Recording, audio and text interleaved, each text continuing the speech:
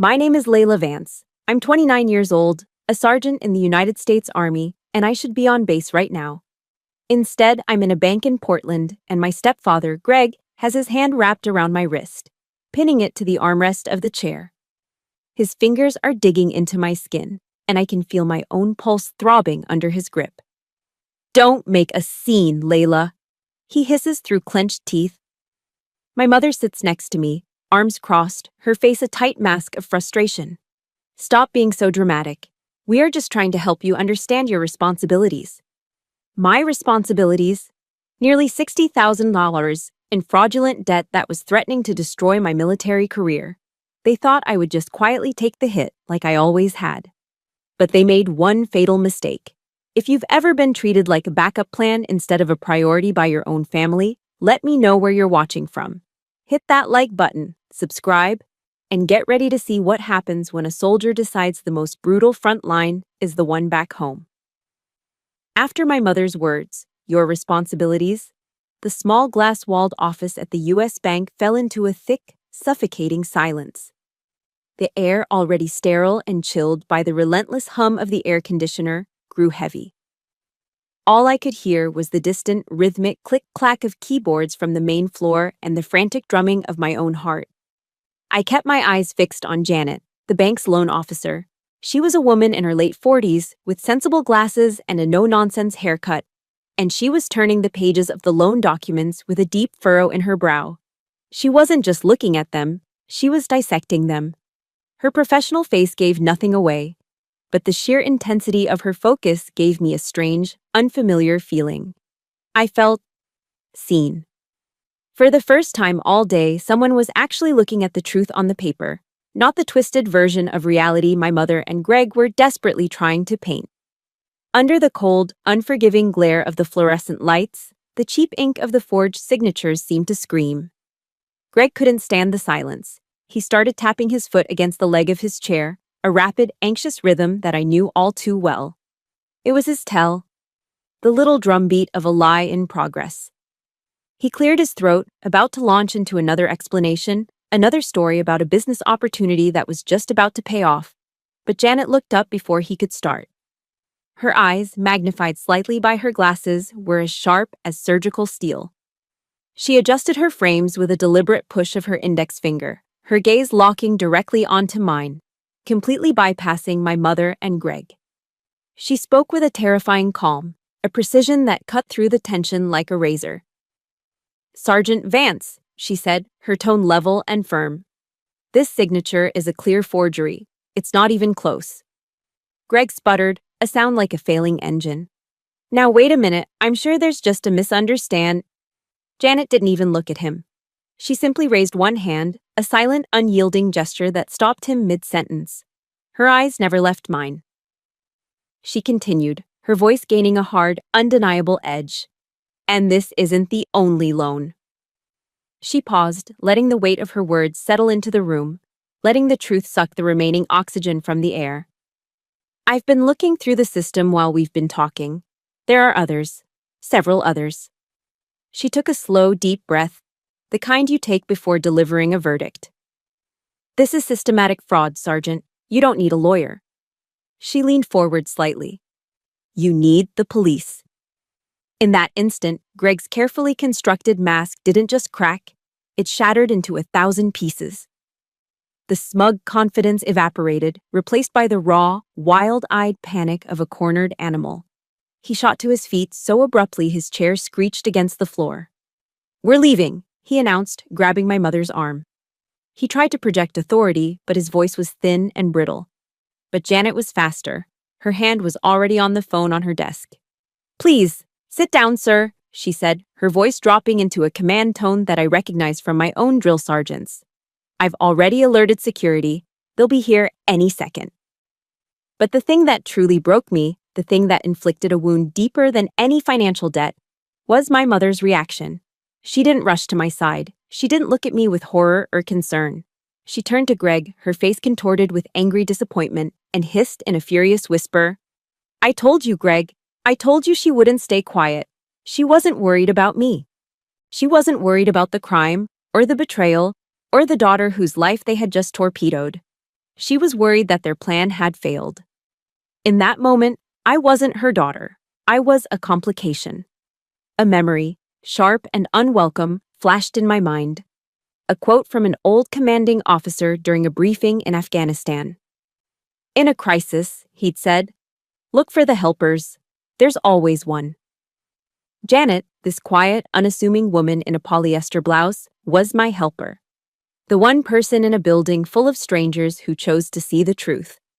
The arrival of 2 Portland police officers shifted the energy in the room instantly. The chaotic, frayed tension was replaced by a calm, procedural order. They were professional, their blue uniforms a stark symbol of the authority Greg had so arrogantly dismissed. They listened patiently to Janet, their faces grim as they reviewed the documents she'd laid out. One of them, a tall officer with kind eyes, then turned to me. He didn't look at me like a problem or a victim. He looked at me like a fellow professional. "Sergeant," he said, his voice laced with genuine respect, "we're very sorry you're going through this." It was the first validation I had received all day. Not pity, validation. It was a simple sentence, but it felt like a lifeline. When the other officer moved to put Greg in handcuffs, the dam of my mother's composure finally broke. She let out a wail, a theatrical cry of despair. "Layla, do something," she pleaded, lunging toward me. She grabbed my arm, her nails digging in. "Please, he's your father." This time, I pulled my arm back, a sharp, clean movement. The heat of her grip vanished, leaving my skin cold. "You already did something, Mom," I said. My voice was level, devoid of all emotion. It was as cold and hard as the tile floor beneath my feet. "You already did." I looked straight at her, waiting for her to meet my gaze, to see the wreckage she had co-signed. But for the first time in my life, my mother couldn't look me in the eye. That wasn't shame I saw in her averted gaze. It was the bitter disappointment of a failed mission. And I realized the silence she offered me in that office, that hollow, self-serving void, was the same silence that had defined my entire life. That night, I drove back to my childhood home in a daze. It wasn't my home anymore, not really. It was just a house. A suburban split level in a quiet Portland neighborhood that held the ghosts of a family that no longer existed. Greg was in a holding cell downtown. My mother was staying with a friend, too ashamed or too angry to face me. So I was alone, standing in the doorway of my old bedroom. The floral wallpaper was faded, the posters on the wall were of bands that hadn't been relevant in a decade, and the air was thick with the dust of memories I had tried so hard to leave behind. Lying on my childhood bed, staring at the glow-in-the-dark stars still stuck to the ceiling, the silence from the bank office followed me. It echoed in my head, morphing into all the other silences that had defined my life. That's the thing about trauma. It's not a single event. It's a pattern. A collection of moments, of tiny cuts that you ignore until one day you realize you're bleeding out. And lying there, the memories came back not as a gentle stream, but as sharp, jagged pieces of glass. A flash? I'm in Kandahar, Afghanistan. The air still tastes of dust and cordite.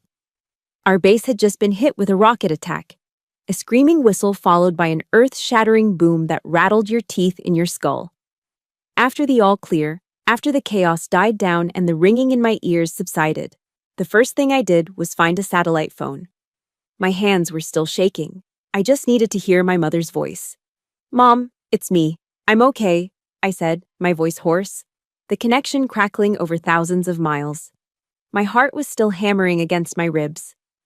"There were just a few explosions, but our position is secure. I'm fine." I heard her exhale, a sharp burst of relief. "Oh, thank God, honey. We were so worried." There was a pause, but it wasn't a comforting one. It was the pause of a mind changing gears. "Hey, listen, did you get your combat pay yet? That hazard duty bonus? Greg needs a little help getting some new tools for a job he's lining up. Could you wire some of it home?" I went completely still. The sounds of the base, the shouts of other soldiers, the hum of generators, it all faded away. I had just survived a mortar attack. I had just watched the sky rain fire. And the first thought in her head wasn't about my safety, but about Greg's finances. In that moment, 7,000 miles from home, I realized I wasn't her daughter on the front lines. I was an ATM in a combat zone. Another piece of glass. I'm back in Portland, on leave.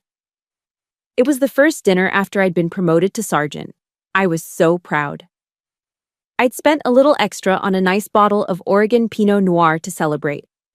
I walked in and placed my service cap with its new, crisp chevrons on the entryway table. It felt heavy with responsibility and accomplishment. "Mom, Greg," I announced, a wide smile on my face. "I got promoted." My mother gave me a brief, distracted smile, the kind you give a stranger in a grocery store. "Oh, that's nice, honey," she said, before immediately turning to Greg, her eyes lighting up.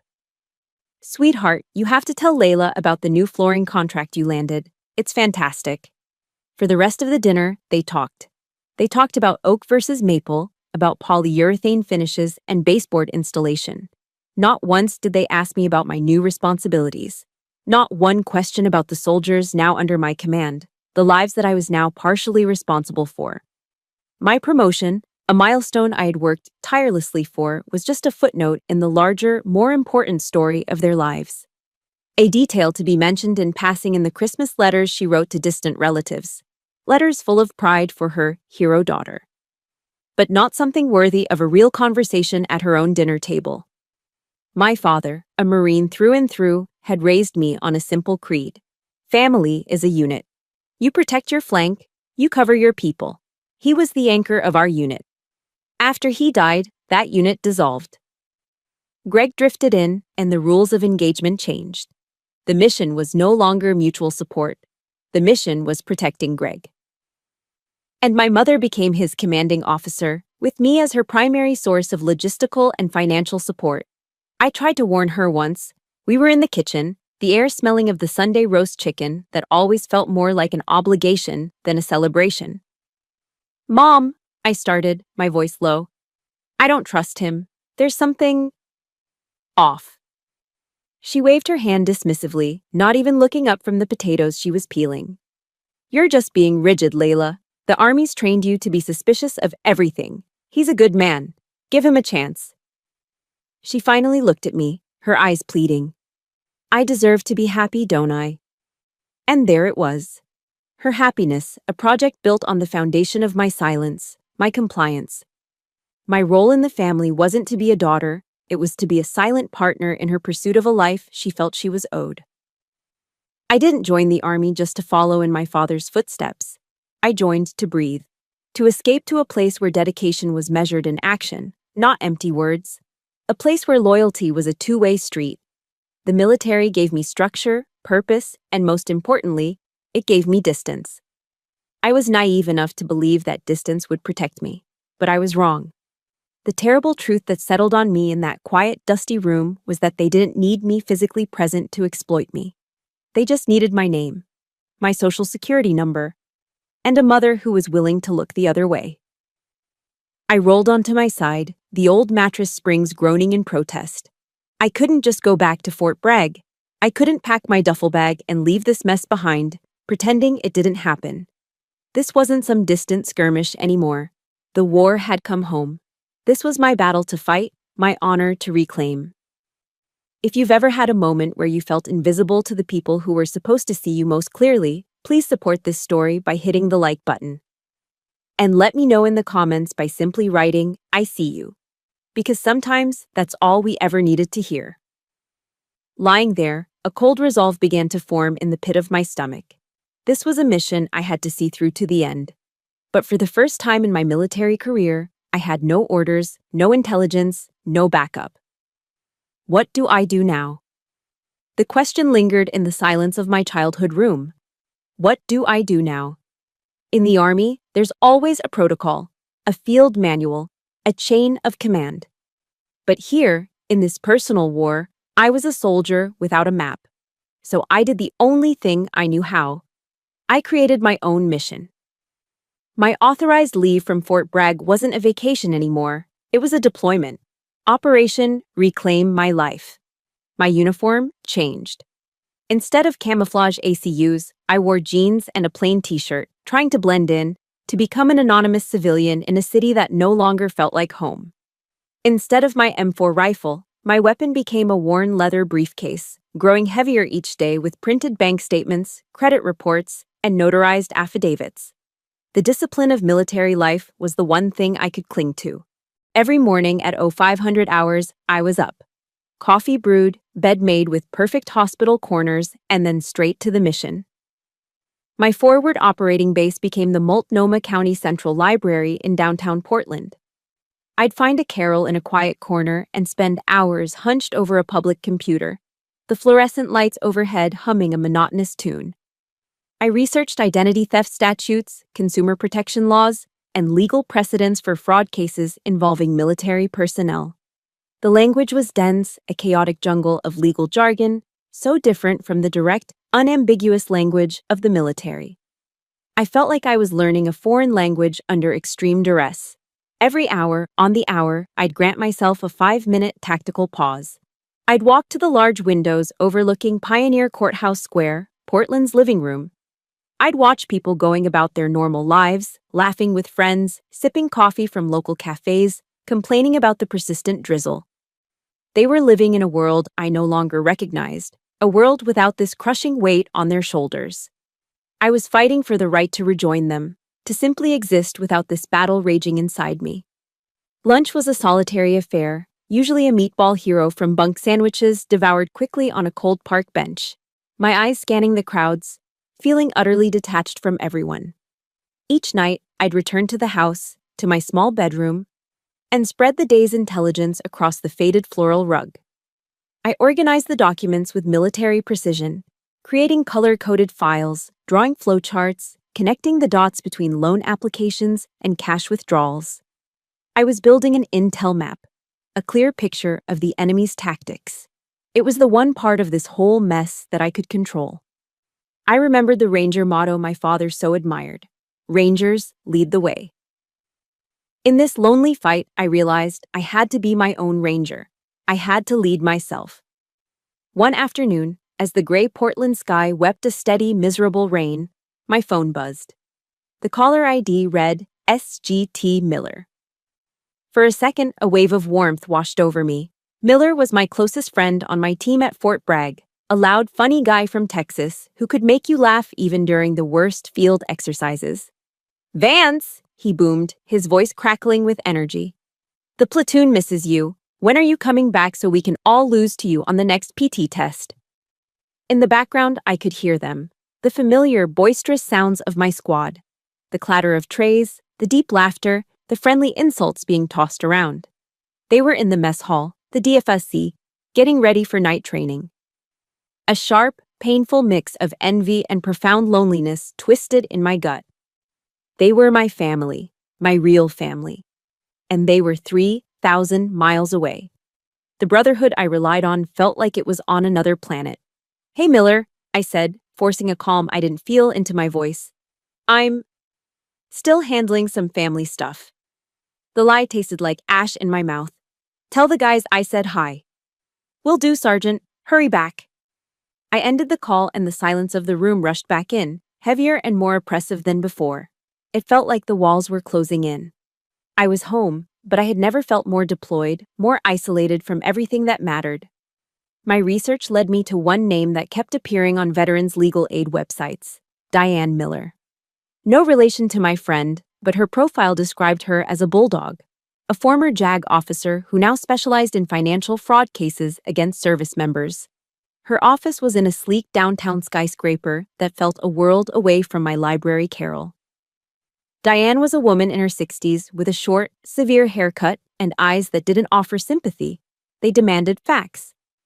I laid out my intel map on her polished mahogany table. She listened without interruption, her expression unreadable as she examined each document. When I finished, she finally spoke, her voice crisp and direct. "The evidence is overwhelming, Sergeant," she said. "The pattern of deception is clear. But this process won't be fast, and it won't be cheap. My initial retainer is $5,000. $5,000. My breath caught in my throat. That was nearly every penny I had in my savings account. It was the money I'd been setting aside for a down payment on a new truck, a Ford F-150 just like my dad used to drive. It was my one tangible goal, a symbol of the stable future I was building for myself. I didn't hesitate. I pulled my debit card from my wallet and slid it across the table. It felt like I was handing over a piece of my soul. This was the first bullet fired in my war, and it was paid for with the very money I had earned through sweat, homesickness, and missed holidays. Greg had stolen my future, and now I had to use my past to buy it back. For that entire week, my mother was a ghost in her own home. She'd leave for work before I woke up and come home long after I'd retreated to my room. We moved through the same space like silent, orbiting planets, never colliding. One evening, I couldn't take it anymore. I met her in the narrow hallway between the kitchen and the living room. "Aren't you going to say anything to me?" I asked, my voice quiet but firm. She wouldn't look at me. Her gaze was fixed on a small crack in the plaster on the wall, as if it were the most fascinating thing in the world. "My lawyer said I shouldn't speak to you without him present." Her voice was cold, detached, clinical. My lawyer. Not our lawyer. My lawyer. She had chosen a side. It wasn't a panicked choice made in a bank office. It was a calculated, conscious decision. She had been given a choice between her daughter and her partner in deceit, and she had made her allegiance clear. The finality of it was like a door slamming shut in a long, dark hallway. And in that moment, I knew. I was completely and utterly alone in this fight. The loneliness had become a physical weight. After a week of navigating the cold, sterile world of legal documents and silent hallways, I felt myself starting to fray at the edges. My resilience, the very thing the Army had forged in me, was being worn down to a thin, brittle wire.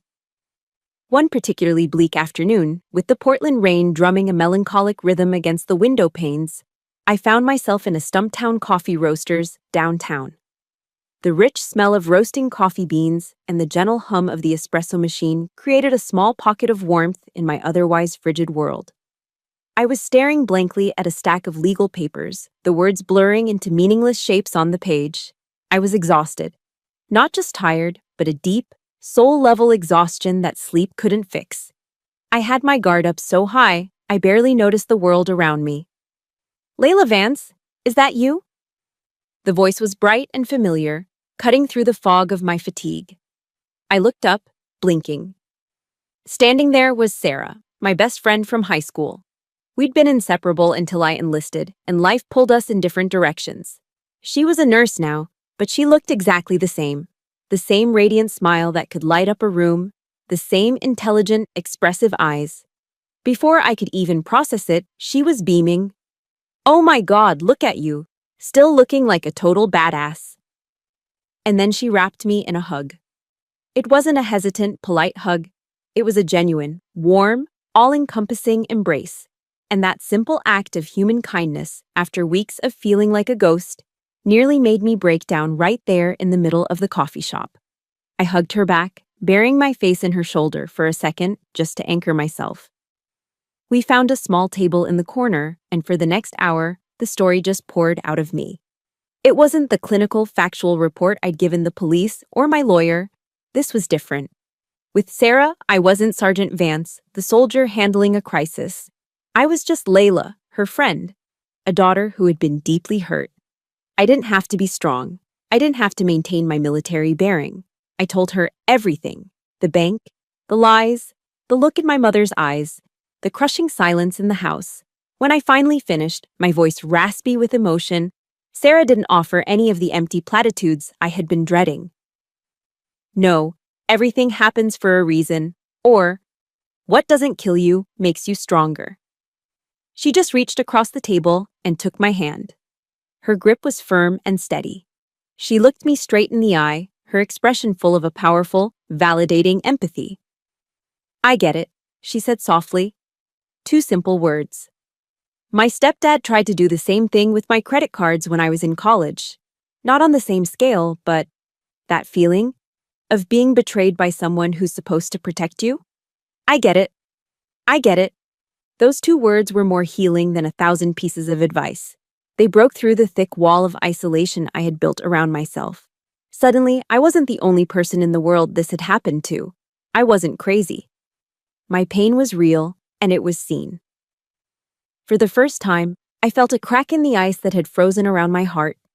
The next day, my phone rang. It was Sarah. "Okay, no more sad park bench sandwiches for you," she said, her voice cheerful but firm.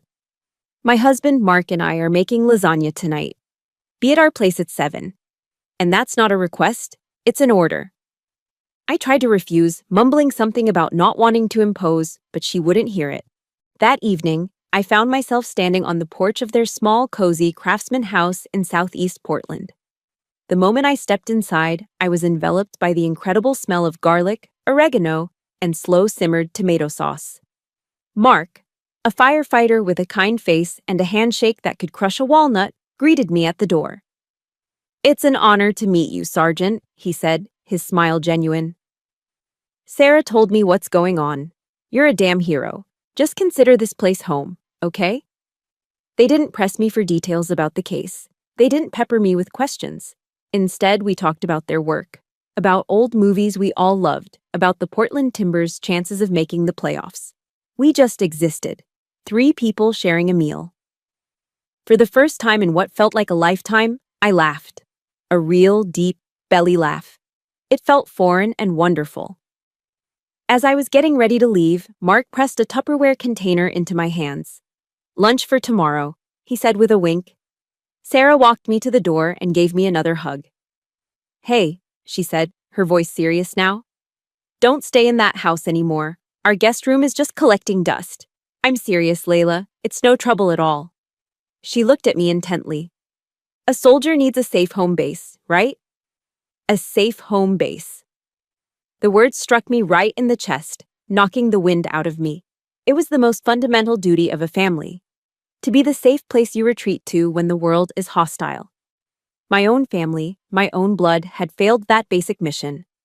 But here, in the home of a friend I hadn't seen in a decade, and her husband I'd just met, people who owed me nothing, I had found it. I politely declined her offer to stay. This was a battle I needed to see through on my own terms, from my own childhood bedroom. It felt like a strategic position I couldn't abandon. But as I walked to my car that night, the cold Portland air didn't seem so biting.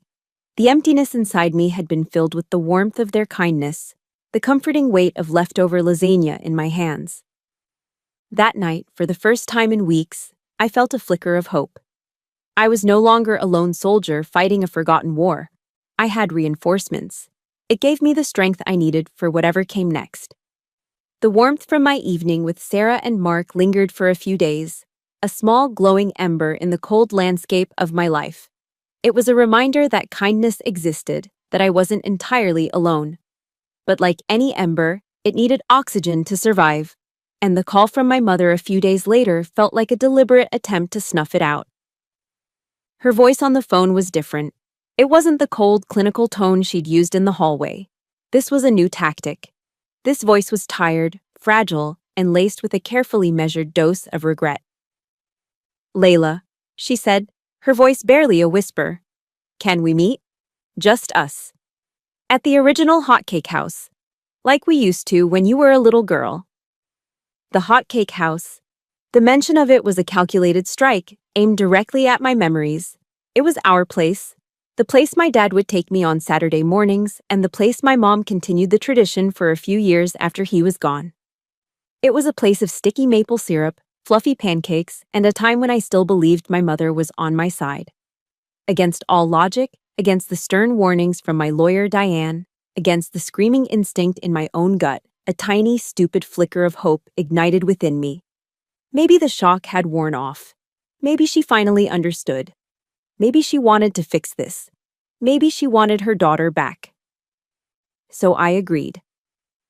I went there still hoping to meet my mother, not the stranger who had sat beside me in that bank.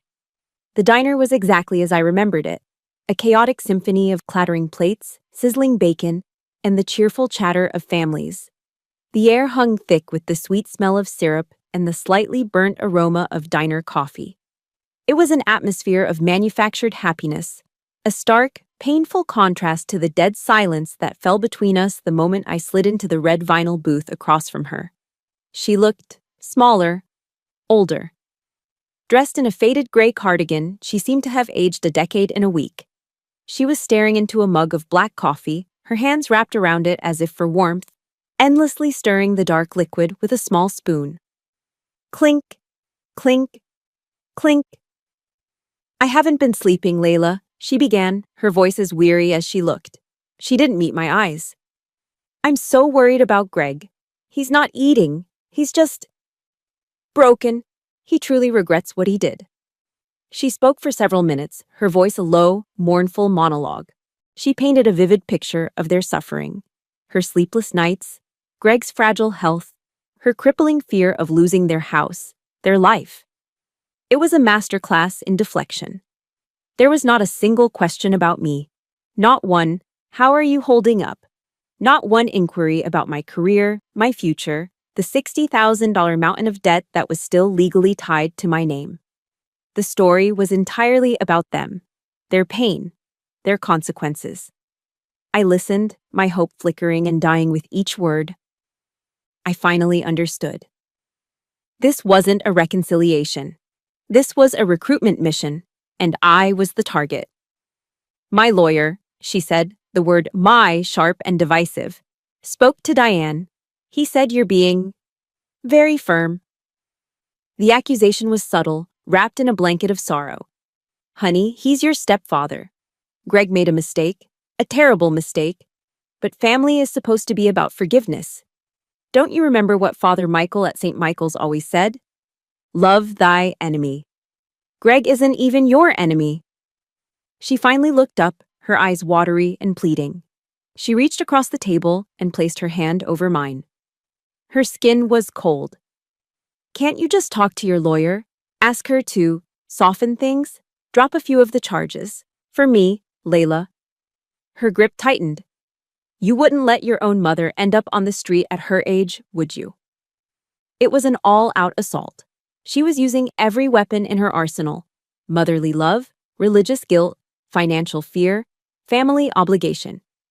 Every word was a carefully aimed shot, designed to penetrate my defenses and hit the soft, vulnerable parts of me that still wanted to believe in her. I could feel the old programming kicking in, the ingrained instinct to smooth things over, to take the burden, to be the good daughter. But I just sat there, listening in silence, a cold, creeping numbness spreading through my veins. I looked at my mother, at this woman who was playing the part of a fragile victim. And for the first time, I didn't see weakness. I saw a master manipulator. A seasoned accomplice who knew exactly which buttons to push, which levers to pull to make me yield. She had spent a lifetime installing them, after all. She must have sensed my resistance because she went for the final blow. The kill shot. You're a soldier, Layla, she said, her voice now carrying a note of quiet reverence as if she were paying me a compliment. You're strong. You can handle this. She paused, letting the words sink in. But Greg and I, we can't. And there it was. The exact same logic from the bank. The same twisted reasoning that had haunted me for weeks. My strength wasn't a quality to be admired, it was a resource to be exploited. My resilience wasn't a virtue, it was a justification to sacrifice me. I was the load-bearing wall in the crumbling house of her life, and she was telling me it was my duty to stand firm, even if it meant I would be crushed under the weight. Something inside me snapped, not with a loud bang, but with a quiet, clean break. The part of me that had been waiting for an apology, for a sign of remorse, simply ceased to exist. Slowly, deliberately, I pulled my hand out from under hers. The sudden absence of her touch was a relief. I reached into my back pocket, pulled out my wallet, and laid a crisp $20 bill on the table to cover our coffees. I have to go, I said. My voice was eerily calm, steady. The storm was on the inside. I have to make a phone call. I slid out of the booth, not waiting for her response. As I walked away, I could feel her eyes on my back, a mixture of shock and fury. I didn't turn around. I just kept walking, past the families and the laughter, out of the cloying sweetness of the diner and into the cold, clean air. The phone in my pocket felt heavy with purpose.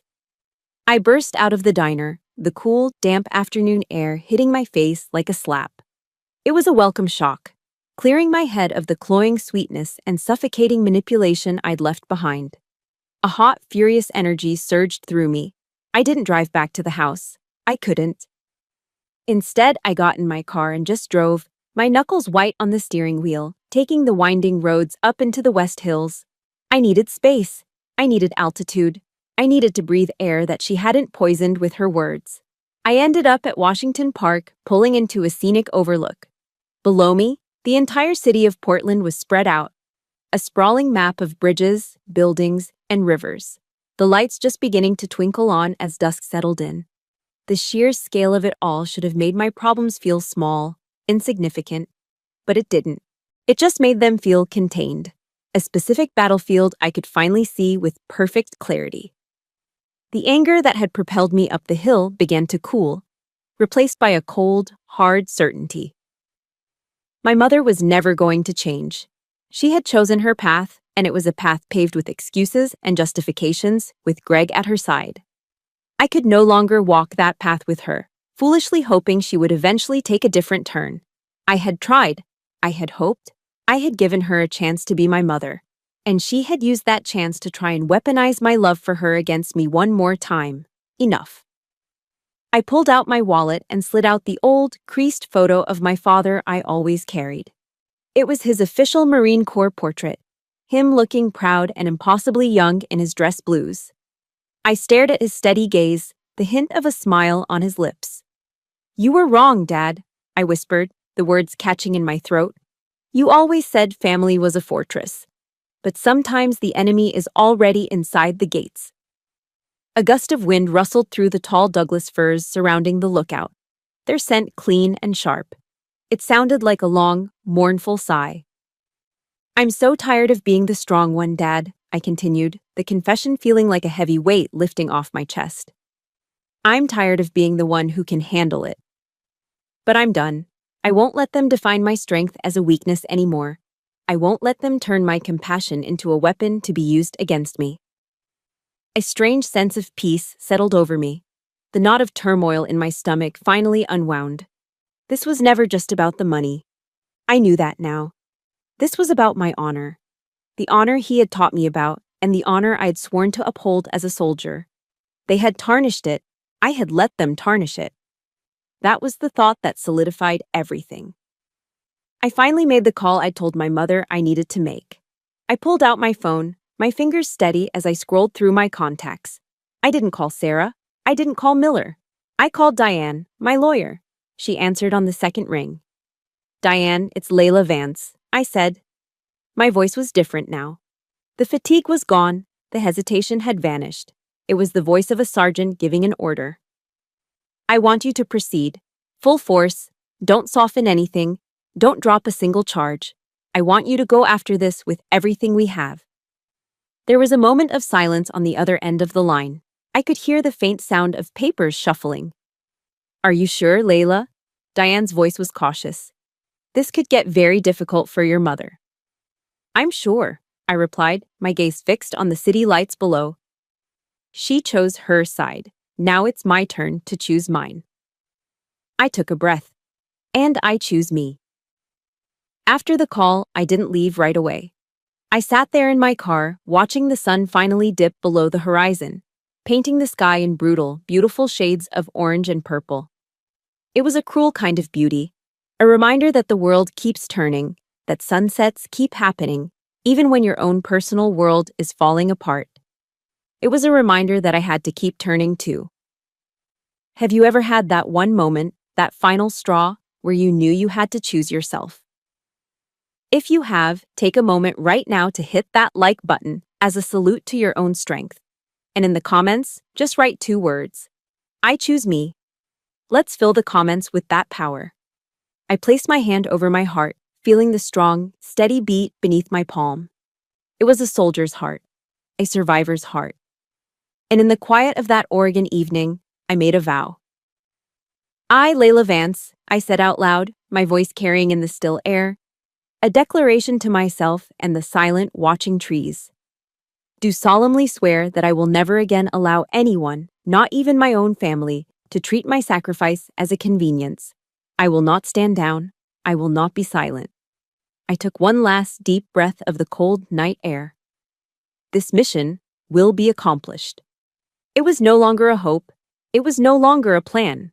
It was an order, and I was the one who was going to execute it. My vow at Washington Park wasn't made in the heat of the moment. It was a strategic decision. And every soldier knows that a decision is meaningless without a plan of execution. The first step was a tactical retreat. I called Sarah and accepted her offer. My childhood bedroom was no longer a safe house. It was enemy territory, filled with emotional landmines. I needed a secure location to plan my counteroffensive. At Sarah and Mark's house, I converted a corner of their cozy guest room into my new Tactical Operations Center. I went to an Office Depot and bought a large whiteboard, colored markers, and stacks of file folders.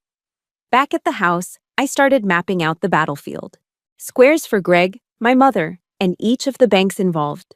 Red arrows to track the flow of money from their accounts to their debts. Blue arrows to track the fraudulent loans taken in my name. Every loan, every date, every lie was documented and pinned to the board. The emotional chaos that had been churning inside me began to settle, replaced by the cold, clear logic of a mission plan. It was no longer a messy family drama. It was a campaign, with clear objectives, a known enemy, and a developing strategy. One evening, Mark came in with a couple of beers and whistled as he looked at the complex web of lines and notes on the board. "Looks like the invasion plan for Fallujah," he said, half joking. "Close," I replied, not taking my eyes off the board. "But the targets are softer." While studying the enemy's movements, I remembered a book my father had insisted I read before I left for basic training, Sun Tzu's The Art of War. One line had always stuck with me. If you know the enemy and know yourself, you need not fear the result of 100 battles. I knew myself, but I needed to truly know my enemy, not just Greg's greed, but the depths of my mother's complicity. Diane, my lawyer, agreed. "We need more than just the loan documents, Layla," she'd said over the phone. "We need to establish a pattern of behavior. We need to prove intent." With a court order, Diane subpoenaed 5 years of my mother's complete financial records. When the box arrived, filled with a thick stack of bank statements, it felt like we had just received a critical intelligence drop. That weekend, Diane and I spread the documents across her conference table and went through them line by line, fueled by coffee and a shared sense of grim determination. And there it was, a clear, undeniable pattern. It started small. Small, steady transfers to Greg's account, labeled household expenses. Then came the larger, suspicious cash withdrawals, always just under the amount that would trigger an automatic report. And then, we found the smoking gun. 3 months before the first fraudulent loan was ever taken out in my name, my mother had taken out a $30,000 home equity line of credit on her house. The house my father had worked his entire life to pay off and leave to her, to us. The realization hit me with the force of a physical blow. She had already exhausted her own ammunition. She had bled her own resources dry to fund Greg's failures. And when she had nothing left to give, she had turned Greg's weapon on me. I wasn't the first resort. I was the last. As I was meticulously logging the dates of each transaction into a spreadsheet, my fingers froze over the keyboard. One of the largest personal loans, for $20,000, had a disbursement date that made my blood run cold. October 15th, my father's anniversary, the day he died. The memory of that day last year came rushing back. I had been on leave. I'd called my mother that morning, suggesting we go to the cemetery together, maybe lay some fresh flowers on his grave. She had declined, her voice sounding tired on the phone. "I'm just not feeling up to it today, honey," she had said. "I think I'm just going to stay home and have a quiet day." A quiet day. As it turned out, her quiet day had involved going to a bank with Greg, where they sat in an office just like the one I'd been in, and forged her daughter's name on a loan application.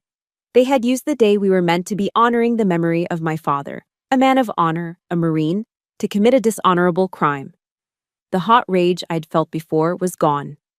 In its place was something far colder, far harder. This was no longer just about money or betrayal. This was a desecration.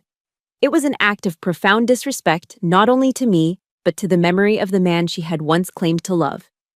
That evening, back at Sarah's, I started packing the last few boxes of my personal belongings that I'd brought from the house. Sorting through old books and memorabilia, my fingers brushed against a small forgotten object at the bottom of a box.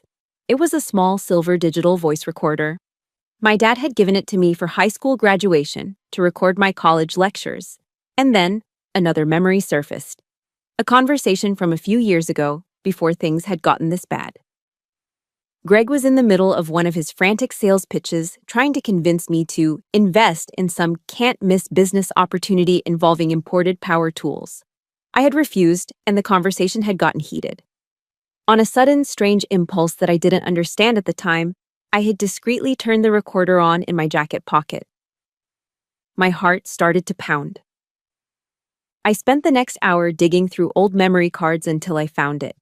I plugged in my headphones, my hands shaking slightly, and pressed play. And there it was. His voice, slick and condescending, filled my ears. "You just don't get it, Layla. That's not how the real world works. Sometimes in business, you have to be a little flexible with the rules. Your mother gets it. She's always had my back." I hit pause, a slow, cold smile spreading across my face. I replayed it, listening to the words again, confirming the clear implication of her knowledge, her complicity. I didn't hesitate. I picked up my phone and called Diane's personal cell number. It was late, but I knew she wouldn't mind. "Diane," I said, my voice perfectly calm and steady. "It's Layla. I need you to add something to our evidence file." I took a breath. "I think I just found our silver bullet." The mediation was held in a high-rise law office overlooking the Willamette River. We sat in a sterile conference room, around a massive polished mahogany table that probably cost more than my first car. The air was thick with tension and the smell of expensive leather.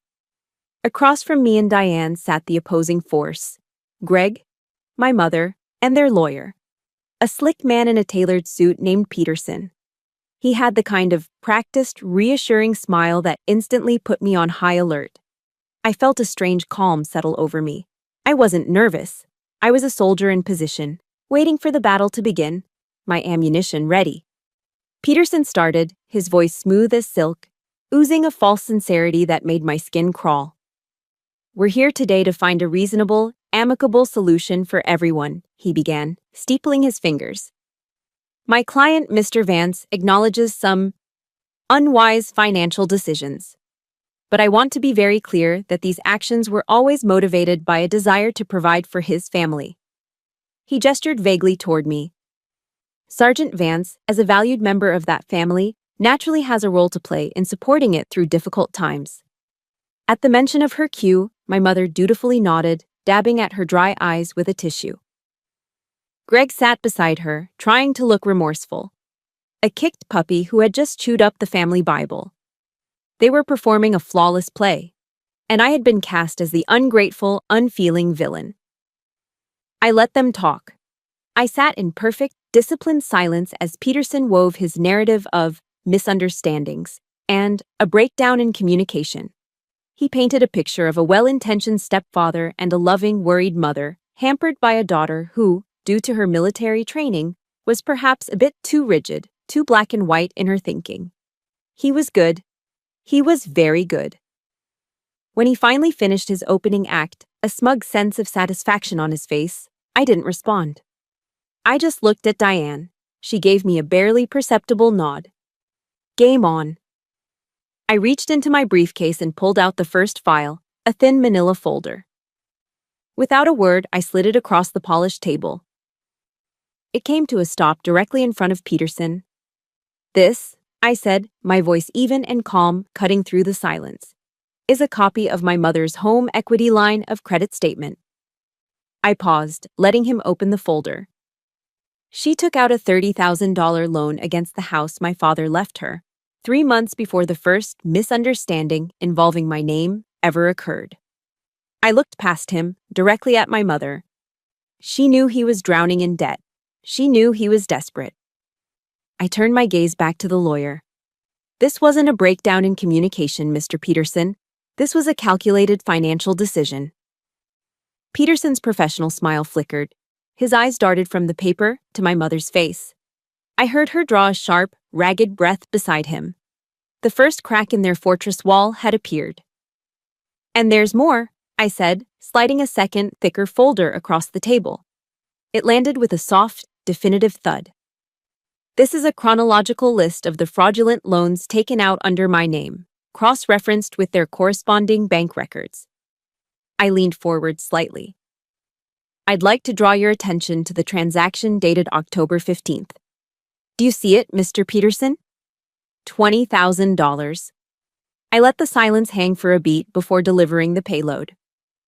October 15th is the anniversary of my father's death. He was a decorated Marine. It was the one day my mother told me she was too grief-stricken to even leave the house. This time, I locked eyes with my mother. There was nowhere for her to run. "You used the day Dad died to defraud his daughter," I said, my voice dropping, each word a carefully placed stone. "Tell me, Mom, is that what supporting the family looks like?" The tears that came this time were real, but they were tears of panic, not sorrow. A choked sob escaped her lips. Greg went rigid in his chair, the color draining from his face, leaving it a pasty, sickly white. The room was silent except for my mother's ragged breathing. This time, no one was buying the performance. Peterson, scrambling to regain control, held up a hand. "Now, this is all circumstantial. It's conjecture." "Then let's listen to something that isn't," Diane interjected smoothly. Her voice was pure ice. She calmly placed the small silver digital recorder on the center of the table. The silence in the room became absolute. Then she pressed play. Greg's voice, arrogant, slick, and undeniably his, filled the expensive air. "Hey, you just don't get it, Layla. That's not how the real world works. Sometimes in business, you have to be a little flexible with the rules. Your mother gets it. She's always had my back." Diane pressed the stop button. The silence that followed was deafening. It was the sound of a story collapsing, of a lie being executed. Diane folded her hands on the table. "That recording," she said, her voice quiet but carrying the weight of a death sentence, "combined with the financial evidence establishing a clear pattern of conspiracy, is more than enough for the district attorney to pursue felony charges against both of your clients for conspiracy to commit fraud." The play was over. The curtain had fallen. Peterson stared at the small silver recorder as if it were a venomous snake. He slowly looked at his clients, his face a mask of professional fury. Then he looked back at us, the last bit of smug confidence gone from his eyes. We need a few minutes," he stammered, his voice thin and defeated. The battle was over. And I had won. I stood up, my movements steady, and watched as Diane gathered our files. I had won. So why did I feel so empty? I always thought victory would taste sweet. In my fantasies, in the daydreams that got me through the long nights of research, I imagined a feeling of pure, triumphant vindication, a surge of righteous satisfaction. But as I walked out of that law office, leaving the wreckage of my family's lies behind me, the only thing I felt was a vast, hollow emptiness. The adrenaline of combat had faded, leaving behind a profound exhaustion that settled deep in my bones. My body felt heavy, my mind bruised. Sarah and Mark had prepared a small celebratory dinner for me that night, complete with a bottle of champagne. I did my best to participate, to smile and accept their congratulations, but it felt like I was watching myself from a distance. The laughter sounded hollow, the food tasted like cardboard. I had won. But the price of victory was my family. I had successfully defended my honor, but in doing so, I had to formally declare my own mother an enemy combatant. There's no glory in that. That night, sleep wouldn't come. It wasn't anger that kept me awake, staring into the darkness of Sarah's guest room. It was a deep, aching grief. A grief for the little girl inside me, who had never stopped hoping for the unconditional love she was supposed to get from her mother, and the quiet, painful acceptance that she never would. The war was over, but now I had to learn to live in the silence that followed. A few weeks later, the legal dust settled. Greg, faced with the undeniable evidence against him, took a plea deal. He was sentenced to 8 years in state prison. As part of the deal, he testified that my mother, while aware of his severe financial troubles, was not explicitly aware of the forgeries. His testimony, likely coached by his lawyer, was just enough to save her from jail time. Instead, she received 6 months of probation, a hefty fine, and a permanent mark on her record. Diane called it a dual victory. My name was cleared, my credit was being restored, and my mother had been spared prison. I didn't know how to feel. A part of me was undeniably relieved. The thought of my mother behind bars was something my heart couldn't quite bear. But another, colder part of me felt a familiar sting of injustice. It felt as though she had, once again, evaded true accountability. She wasn't the one holding the pen, but her silence, her willing ignorance, had been the fertile ground where Greg's crimes had grown. She called me about a month later. Her voice was thin and tentative. She asked if we could meet to talk. I agreed, knowing this was a conversation that had to happen. We met at Tom McCall Waterfront Park, a neutral space where the city came to breathe. We walked along the path, the Willamette River flowing fast and brown beside us, a powerful, indifferent current moving always in one direction.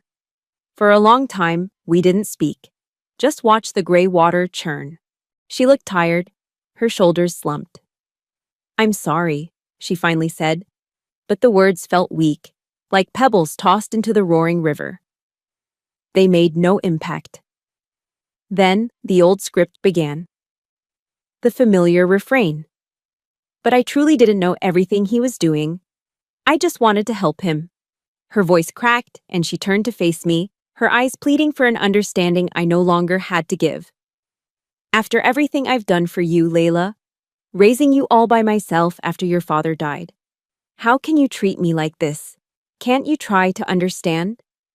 It was the ultimate weapon of a master manipulator, using the love and sacrifice of the past to erase the betrayals of the present. The old me would have crumbled. The old me would have felt the crushing weight of guilt and obligation. But I was no longer the old me.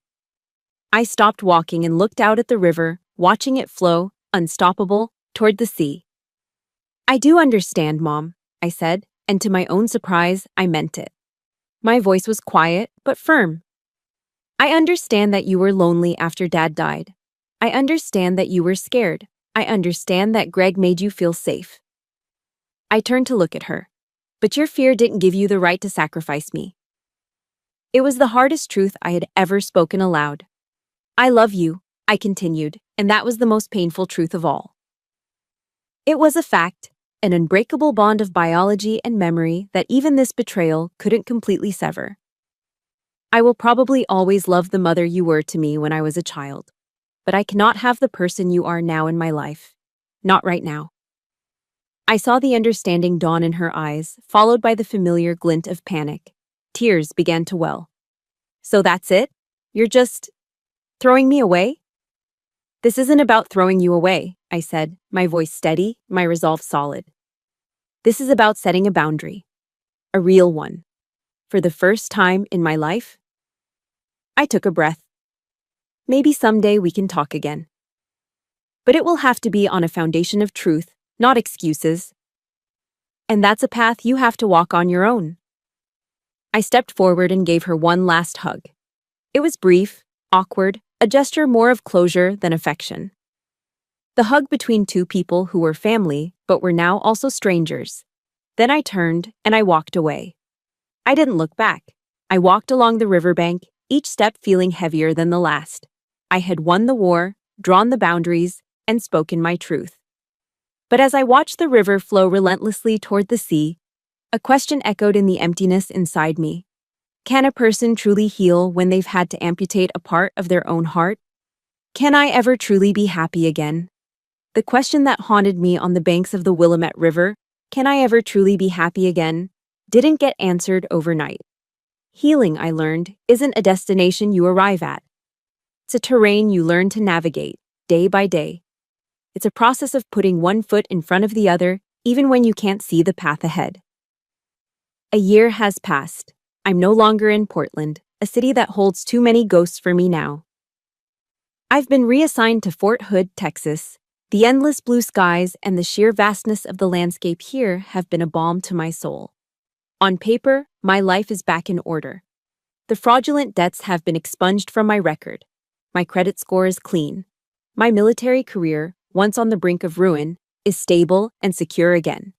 But the most significant change isn't documented in any official file. It's the change within me. For a long time, I tried to bury what happened, to lock it away in a dark room in my mind and pretend it never existed. But the scars remained. And I realized that true healing wasn't about forgetting. It was about finding a new purpose for the pain. During my legal battle, I discovered just how common my story was. Countless service members, deployed far from home, with steady incomes and a deep-seated trust in family, become easy targets for financial exploitation. I saw a breach in our defenses, a weakness in the home front that left soldiers vulnerable. So, I did what a sergeant is trained to do. When you find a weak point in the line, you fortify it. I went to my commanding officer, and with the base chaplain's support, I started a new initiative. We call it Guardian Watch, a peer support group for service members who have become victims of financial fraud and family exploitation. Tonight is our first meeting.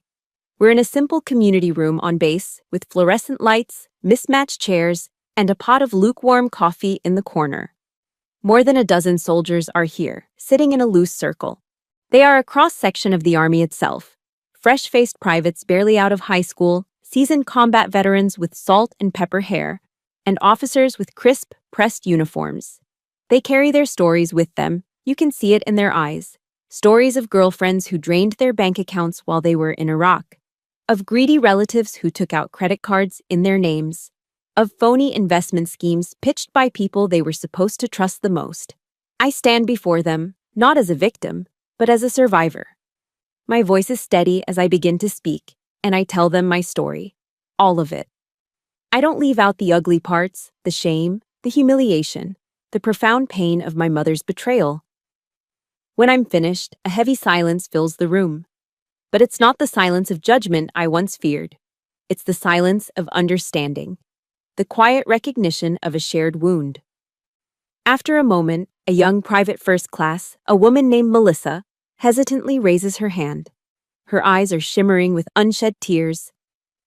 My own brother, she says, her voice trembling. He took my whole enlistment bonus, said he was investing it for me. She shakes her head, a single tear tracing a path down her cheek. I just feel so stupid. I trusted him. The word stupid hangs in the air, a word I know every person in that room, including myself, has used to describe themselves. I walk over and pull up a chair, sitting down beside her, so we're at eye level. I look at her and I say the words I once desperately needed to hear myself. You are not stupid, Melissa, I say, my voice gentle but firm. You are trusting. There is a universe of difference between the two. The fault is not yours. The fault belongs to the one who broke that trust. I look around the circle, meeting the eyes of the other soldiers. And you are not alone. Not anymore. In here, we watch each other's backs. We are the guardians of our own. I see nods of agreement around the room. An invisible line of defense is being drawn. A bond forged not in the heat of battle, but in the quiet courage of shared vulnerability. The researcher Brené Brown says, vulnerability is not winning or losing. It's having the courage to show up and be seen when we have no control over the outcome. In this room, we were all showing up. After the meeting, I walk back to my apartment under the vast Texas sky, filled with a sense of peace I haven't felt in years. I take out my phone and I call my mother. We've started talking again. The calls are short, cautious. They are not the easy, loving conversations of a mother and daughter, and maybe they never will be. But they are real. She's in therapy. She's trying. She's doing the work of walking her own path, just as I am walking mine. Our relationship, or what's left of it, is being rebuilt, slowly, on a new foundation of difficult, painful truth. I'm proud of you, Layla, she says near the end of our call. Her voice is quiet, stripped of all its old manipulations. It sounds, for the first time, authentic. And this time, I believe her. My story, the one that began in a cold bank office in Portland, ends here. But my mission, the one that began in this simple community room in Texas, is just getting started. I've learned that the ultimate victory isn't about defeating an enemy. It's about refusing to let them define who you are.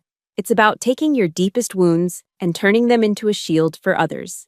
It's the victory won on the most important front of all, the home front. And this time, I am the one in command. Sharing this story wasn't easy, but silence is where shame grows, and I made a promise to myself that I would not be silent. My battle is over, but I know many of you might be fighting on your own home fronts. If my journey gave you even a small piece of strength today, please let it be known by hitting the like button. For the comments, I have one simple request. Share one word that describes your own source of strength. Let's fill this space with our collective resilience. Finally, subscribe to this channel to become part of a community where stories like ours are not just told, but honored. Thank you for bearing witness.